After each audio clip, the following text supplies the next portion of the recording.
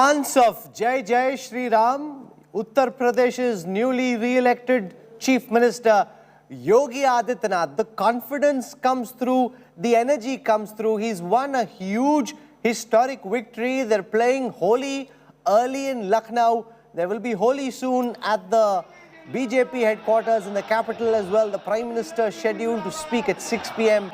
Make no mistake, Yogi Adityanath, with this big victory, stamping his authority as the first among equals in the pecking order of BJP chief ministers. There's no question of who's number one.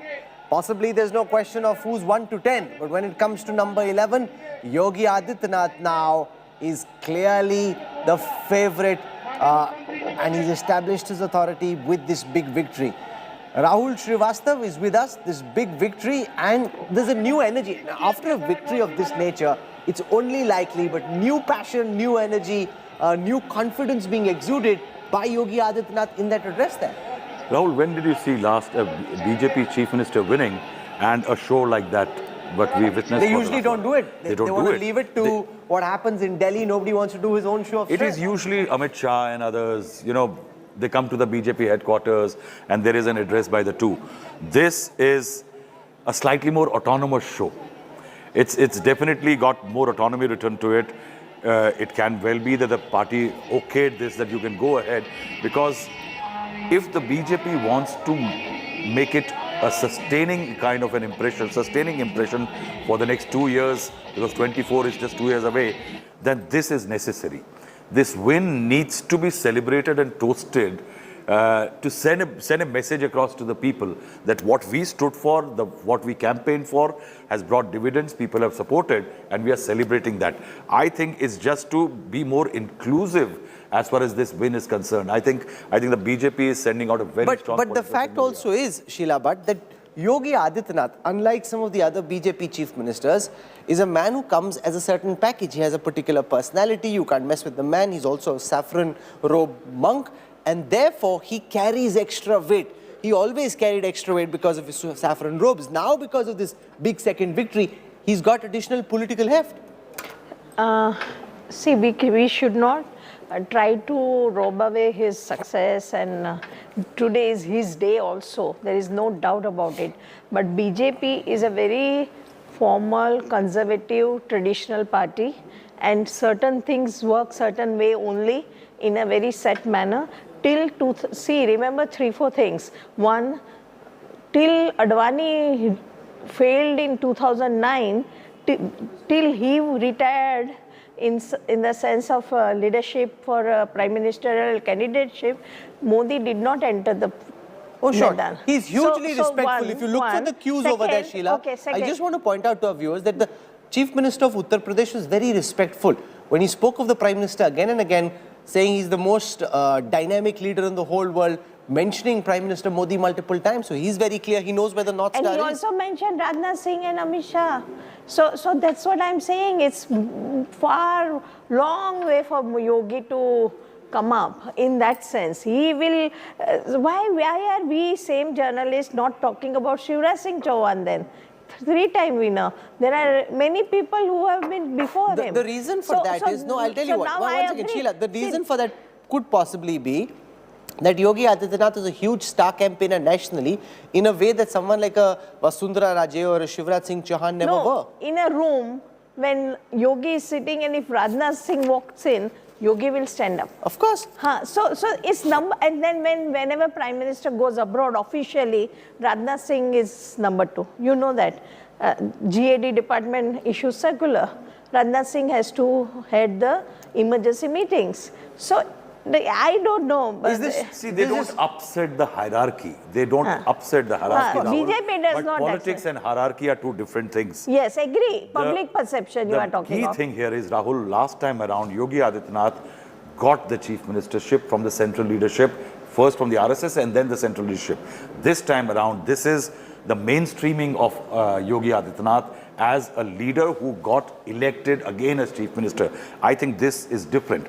Second, most popular states, 80 Lok Sabha seats, it does a lot to Yogi Adityanath. Remember, in the past, the RSS and the BJP have made choices. They have never upset the hierarchy.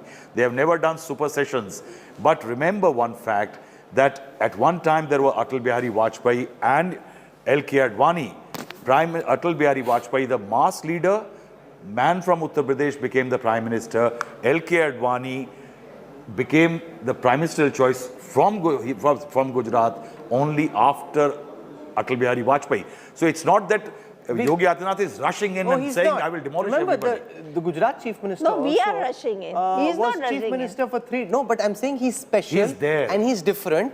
He is, in some senses, the next Modi because he has a certain, like, when Prime Minister Modi, and you know him well, was Chief Minister of Gujarat, he was never the same as others. He was always a little different from all other Chief Ministers. I asked Pramod Sawant, the Goa Chief Minister, who's the one BJP leader he looks up to. He said, Yogi Adityanath. Look at the way he works. That's the man I want to learn from. And Pramod Sawant is young.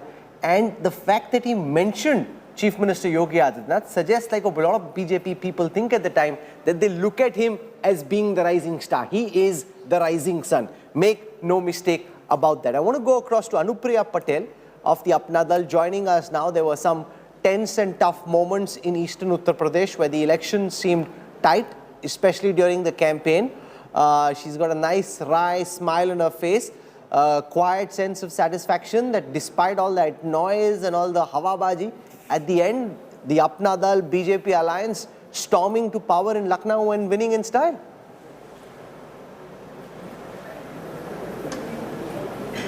Yes, it's a historic win for the second time in a big state, one of the most populous states of India, Uttar Pradesh. And I think the whole country was eyeing the election results of this very, very crucial state.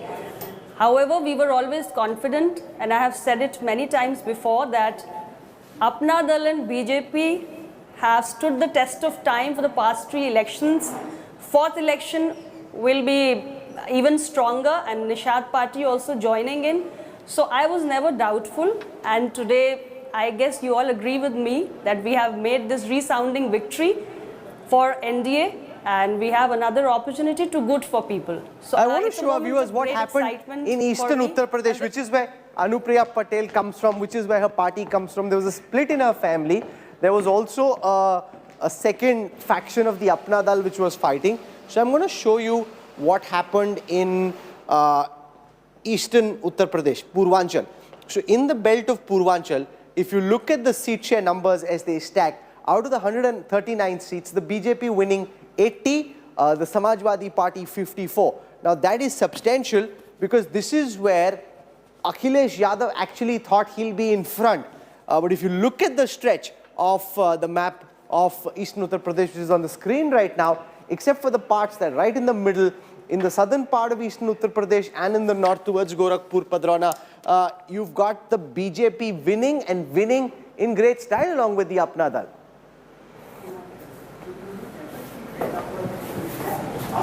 Yes, so which is what I always said whenever doubts and apprehensions were made about the eastern part of Uttar Pradesh. I said that we have started setting a trend in the first phase of election, and as we move towards the eastern part of Uttar Pradesh, NDA will grow even stronger, and all these tall claims which are being made by our rival alliance, the Samajwadi Party led alliance, will actually fall flat on the ground, and which is what has happened today. We have marked a significant presence and a very powerful presence even in eastern part of Uttar Pradesh. So a lot of factors have worked to our advantage, which I always felt that these will go a long way in ensuring our second term win. So okay, Anupriya that's how ji, it has happened. Leave it over there. Thank you very much for joining us. Much appreciated, and congratulations on a big and famous victory. I want to go across now to senior BJP leader Prakash Javadekar joins us on this broadcast live. I have the map of Uttar Pradesh with me. If you see, the Samajwadi Party seats are concentrated in particular areas. Areas like Rohelkhand, some pockets of western Uttar Pradesh, and in some parts of east. But if you look at the map per se, there is a massive saffron surge. Prakash Javadekar ji, welcome. This must be a huge relief and vindication. What's happened in Uttar Pradesh, also what's happened in Manipur, Uttarakhand, and even Goa. How are you looking at this big victory in the national political context? See, what Prime Minister Modi ji has changed the politics of the nation from caste-centric politics to development-centric politics. That is the first thing. Second is people like good governance. They are now aspirational. This is new India voting for performance, not on other basis. And more importantly, we retained all our 4 states. You don't get public support in the second election if you have not performed. So people, if you perform good, people will back you. That is the message, loud and clear here. And now the third message is, the Congress is evaporating. Still they are blaming BJP. It is there, they have to do introspection. Congress is nowhere. Now Punjab has also gone. Now there are only 2 states with Congress, Chhattisgarh and Rajasthan.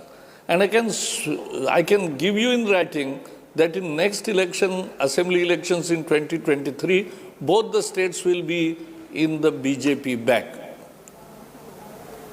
What does this mean in the context of AAP emerging as a possible long-term rival to the BJP? We've seen every AAP leader who comes says this is I think it is political signal that AAP is now national and we are the long-term challenger to the BJP.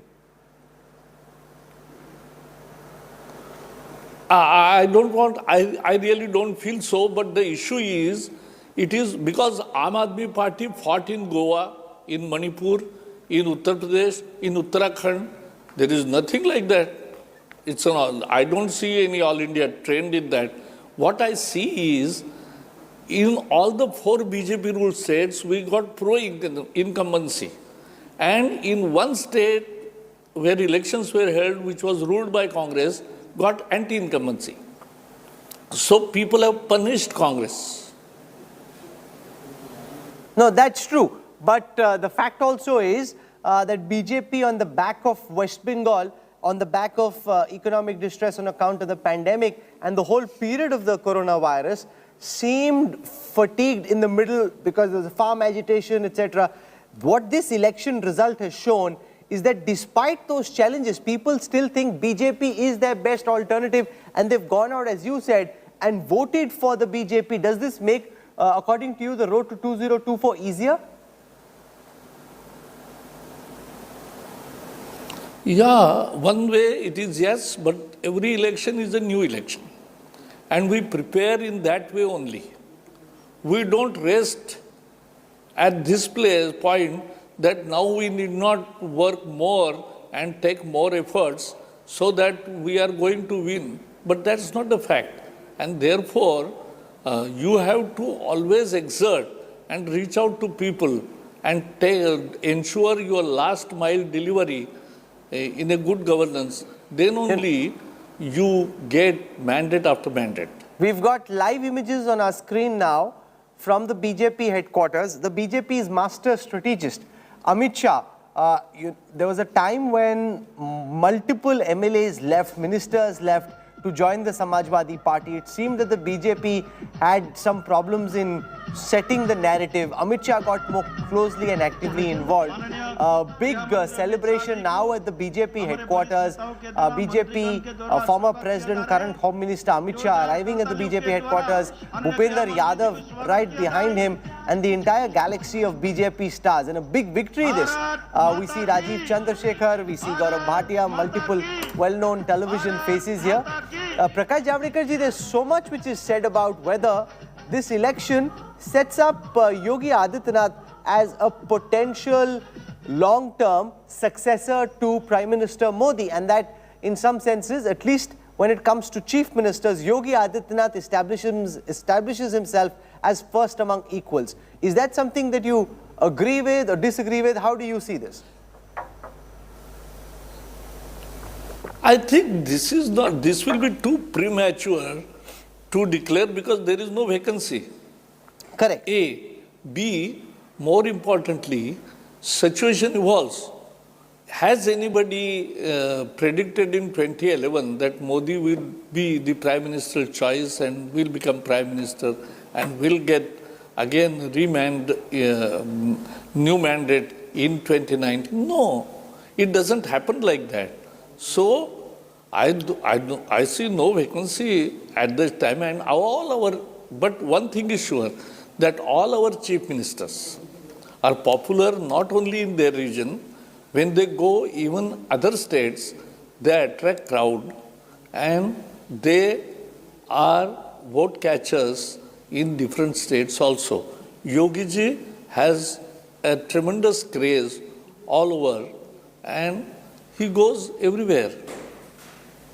You know, we're now seeing images from the BJP headquarters of Defence Minister Rajnath Singh arriving at the BJP headquarters. Prime Minister Modi will be there shortly, and a big celebration in the wings in Uttar Pradesh. This whole re-architecturing of the political dynamic of UP. Earlier it used to be a multipolar fight, BSP and Congress being the other poles. Now it's a bipolar fight, BJP versus SP. In the long run, is that to the BJP's advantage, or do you think that really shows that there's only SP after this for the BJP to take on and vanquish even in the next elections, because Congress and BSP have frittered whatever goodwill they had? No, one thing we must not miss. In this election, people have given clear message to dynastic parties that they don't want dynastic parties to rule anymore. And therefore, it's a message to all dynastic parties. They are one family parties, ruling in many states also. But now they have got the red signal. Now people don't want them. People want a democratic party and a party which gives promise and in which they can believe. Okay, Prakash Javadekar ji, we'll leave it over there for the time being. Thank you very much for joining us, and a big celebration You're going to be joining that celebration very soon. Prakash Javadekar, senior BJP leader, joining us to talk about these celebrations. I want to go across to the BJP headquarters where we are getting these live images. This will be quite a moment, and remember, the star of the show, Rahul Srivastav, make no mistake, will be Prime Minister Modi, because the BJP knows it, voters know it, that this is the Prime Minister who's been able to carry the BJP to power despite all the problems the country has seen over the last 2 years. Yes, Rahul. See, Prime Minister as that charisma leader, you know, that the BJP can lean on in a moment of crisis, in a location of crisis. For example, in Uttarakhand, they had the third chief minister who has lost. And the BJP has won the election in a state despite having ruled for 5 years. Why did it happen? One very good delivery on the ground. That good delivery, Prime Minister Narendra Modi is not just an OBC, not just a Hindutva face, but also somebody who represents good delivery. I think that Prashasana element comes with Narendra Modi. 31% in our own survey, people are saying they voted for the BJP in Uttarakhand for Narendra Modi. So that element is very critical. I think in this we should also remember, I think Amit Shah, if it is the face Narendra Modi, Amit Shah, the strategist, is very critical, Rahul. I say, especially in the face in regards of UP, because from 2014 to 17 and 19 to 2022, no political party has been able to keep together intact the incremental votes which they had got. Mayawati in 2012 lost the Brahmins. Akhilesh Yadav lost a lot of other votes later. The fact is that the BJP continues to get the non-Yadav OBCs, the non-Jatav SCs, the MBCs. Remember, the BJP, the Bania Brahmin party, today is getting the maximum votes of the most marginalized in the state. Okay. That remains, I think, credit goes to Amit Shah. That formulation, not upset by the exit of somebody like Swami Prasad Maurya, because he knew that though he is going, but he's not going to sway my votes. That's where the BJP's confidence was. Let's go across to Aishwarya Paliwal. She's at the BJP headquarters in the middle of that celebration. Just before Holi, this big celebration, I'm sure with the big victory in these 4 states. There'll be a huge amount of excitement, and the BJP headquarters is a place to be, Aishwarya. Yes, Rahul, you're right. Let me just start by showing you the visuals. People are chanting. People have bulldozer returns written on these posters. So, this is the kind of excitement that we have. We'll, take you on the other side and show you what drums people have got. In fact, people are also wearing the mask of Prime Minister Narendra Modi. See, this is a person who's wearing the mask, and now... Can you see, Rahul, the mask? And now they are drumming. There's music here in BJP headquarters. Apart from the music, one thing which is very interesting, Rahul, is one person has come dressed up as Lord. I'll just, just try and reach that person and I'll show you. These are the visuals which we are seeing here. Very interesting, Rahul, this visual, this person who has become Lord Hanuman, and he's standing right in front, wanting to show his face. I'll ask Parminder to show you, now this is the kind of excitement that people have here. And that's the stage, Rahul, that you can see right in front of me. That's from where Prime Minister Narendra Modi will address the crowd that is here. People coming dressed up as Lord Hanuman, Ram Naam written all over them. And this is what's happening at the BJP headquarters. One side, people are chanting the name. On the other side, we have people who have come dressed up, especially to the BJP headquarters, like Lord Ram. And you'll see behind me, that's the stage, Rahul. That's where Prime Minister Narendra Modi will come and address the gathering very shortly. Rahul. Okay.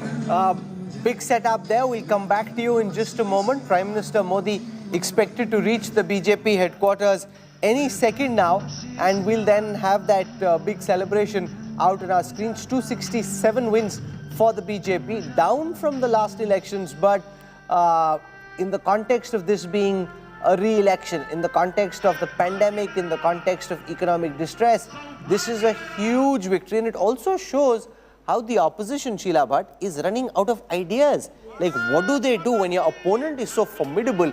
What do you do to try and beat the BJP? Yes, exactly. In this 2 breaks, I had a chance to talk to senior BJP leaders. And one thing which, with the emphasis he told me is this, and this must be the worry of Congress and other parties.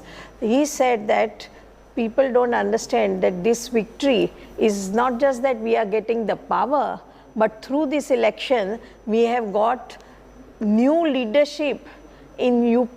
He said that more than 200 new leaders in Panchayat, Tehsil and district level we have created in last 6 months. That we have tried, and with a trial and error method, new people. So he said, and these people who out of them, some of them have got elected, like Shalabh Mani Tripathi from Devariya, 45,000 votes he lead. So he's a first timer. So he said that these people will last for next 10 years. They will, and that is what exactly Priyanka Gandhi wanted to do. Create leadership in district. When I asked him just after the victory that what is the biggest gain of UP, he said this, that future.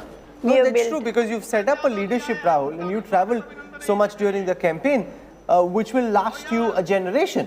So you're really building the future stars of the Bharatiya Janata Party, and the Congress and the Samajwadi Party don't have anyone in every district to try and match that star power. Yes, Rahul. They are denied tickets to the speaker because he was overaged. There were several leaders across Uttar Pradesh who lost this. They were sitting MLAs.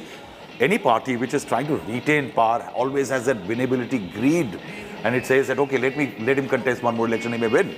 I saw leaders who won the last election in 2017 with 54,000, 60,000 votes axed. They brought in new guys. For example, in Kushinagar, they brought in one gentleman called P.N. Pathak. Young, and Mr. Rajnikant Mani Tripathi, very senior leader, comes from a RSS backdrop. In fact, his grandfather was a founding member of the RSS in Kushinagar, but axed. And the BJP had the confidence that we'll actually create a new leader there. So I think the number of leaders, I think there would have been more. This entire Swami Prasad Okay. Maurya and other house exits, they actually toned down the number of people the BJP was planning to. I want to go across now and spend a moment talking about the big AAP victory in Punjab. And one of the key architects of this massive jharu sweep through the state of Punjab is Raghav Chadha, who's joining us at this time. Raghav, Mubaraka, many Mubaraka. This is a fantastic victory, and it must feel like a very special moment given how closely associated you've been in fighting this campaign over the last 2 years. Absolutely, it's been a overwhelming victory, and we are truly humbled. This is something that we did expect, but what the people of Punjab have done today is just outstanding. It's amazing. It's mind-blowing, and a huge responsibility comes our way. A huge responsibility comes on the shoulders of the next Chief Minister of Punjab, Shri Bhagwant Mann. And many people who are watching at this time would wonder whether Bhagwant Mann, despite his popularity amongst the voters, has the attention to detail, the ability to get into the minutiae of governance, which is required now to run a debt-ridden state like Punjab with the kind of challenges it has on drugs, on alcoholism, on farming, the industrialization, unemployment, huge challenges. Can Bhagwant Mann attend to the minutiae of governance? Of course, absolutely. And I've seen Mann Saab evolve as a person, as a leader, as a politician, as an administrator over the years. And he's the best man to lead Punjab today. I've been very closely associated with him. Apart from having a personal relationship, I've always had a working relationship with him. When I was, attached to him, when he became a member of parliament for the first time in the year 2014, he is the best man and well equipped to lead Punjab, lead from the front, and people above all. In a democracy, the will of the people is supreme. The people of Punjab have chosen the son of the soil in the form of Mr. Bhagwant Mann, and the jodi of Kejriwal Saab and Bhagwant Mann have been embraced. People have voted to experience the Kejriwal model of governance, which was only seen and felt, and the benefits of which were only seen and received by the people of Delhi. The people of Punjab also have today given a thumbs up to the Kejriwal model of governance. I have been saying that this Punjab election was a dharm yudh for us. A dharm was on one side, where slanderous campaigns were running against us. People called us Atankvadi. Kejriwal Saab was called a Kala Angrez. I was called a Gora Angrez. Man Saab was made fun of. So adharm and slander was on one side, and on the other side you had dharm, that is uprightness, honesty, integrity, and a beautiful jodi of Man Saab and Arvind Kejriwal ji on the other hand. Dharm won, adharm lost in this dharm yudh. There is talk that Delhi Chief Minister Arvind Kejriwal, and some of it in AAP circles only, could potentially elevate himself to a national role. For example, making himself Rajya Sabha MP, making Manish Sisodia Delhi Chief Minister, so that he can focus on both states and focus on trying to spread AAP in states like Himachal, Gujarat and others. Is that on the horizon? No, this is mere speculation. These are hypothetical questions. There is no need for Mr. Kejriwal to artificially elevate himself. He is already elevated. He is our leader. He is the leader of every volunteer worker, member of parliament, including now the Chief Minister of Punjab. He is everyone's leader. He is my leader. He is my mentor. And I, as a ordinary worker of the party, would like to say that it is my dream to see Mr. Kejriwal as one day as the Prime Minister of this country, and I feel that day is not far away. Today's results show that Aam Aadmi Party has arrived at the national stage, where today a political force to reckon with at the national level. I have said this again before and I'll say it again. AAP is going to be the national and the natural replacement of the Congress party, and Mr. Kejriwal will be the principal challenger to the BJP. You know, many who are watching would say, is young Raghav getting a bit carried away? They've won in style in Punjab, but there's, where else? For example, in Uttarakhand, you got routed. When yes. when I started roughly 1.5 years ago, Rahul, as as somebody who was given the responsibility to look after the Punjab affairs by my party, all these politicians of Punjab used to make fun of me, from the Akali Dal to the Congress, from the BJP to all other political outfits, and they used to say कि ये नियाना है, ये बच्चा है, ये जवाक है, ये 25 साल का 30 साल का लड़का क्या करेगा. आज पंजाब के लोगों ने दिखा दिया. People have shown today that ordinary people like myself and several thousands and thousands of Aam Aadmi Party, ordinary people who come from average middle class households, who've left their careers to work for the betterment of this country, to reform the politics in India, can actually create such magic in these elections, and how people of Punjab, along with the Aam Aadmi Party, can dethrone the mightiest of politicians, and Aam Aadmi Party himself, Aam Aadmi, the common man himself or herself, takes over the throne to administer and serve the people of Punjab. I must reveal to our viewers that Raghav was mighty nervous after the polls got over, because there were all kinds of stories coming in. He also went in for a short detox and all kinds of theories about this possibly being a hung house. Were you sleeping very anxiously? Were you able to get any rest at all, or were you just biting your nails away, Raghav? No, I was. I mean, I was very sure and confident that we'll come through, and that there'll be a thumping verdict come the result day. And it's been an overwhelming experience. But yes, like, when you write an exam and you wait for the results, in that duration, every student, I as a student of accountants, chartered accountancy, I as a young student always used to feel nervous between the exam and the the result day. So I experienced something similar. But of course, we were very, very confident that, look, our hard work, our honesty, our uprightness, and above all, our positive agenda is going to be rewarded by the people of Punjab. From day one, we were not overconfident, but we were confident that we'll win. Which state do you think is the most logical state for expansion for the AAP, where the AAP has a real chance of coming to power next, if at all? Look, I think that in the coming days, we'll certainly talk more about Aam Aadmi Party's expansion plans. But I can certainly say that the Kejriwal model of governance today is being looked at with a lot of hope and aspiration all across, from Kashmir to Kerala, from Guwahati to Gujarat, all across. And people wish to see that governance, that model in their respective states. The best thing about this campaign was, Rahul, that people of Punjab voted on the basis of positive agenda and positive promises made by the Aam Aadmi Party. People rose above caste, religious, socio-economic backgrounds and criterias when they went out to cast their vote. They voted for a prosperous future, and I feel that under the Aam Aadmi Party's tenure, Punjab will no more be called by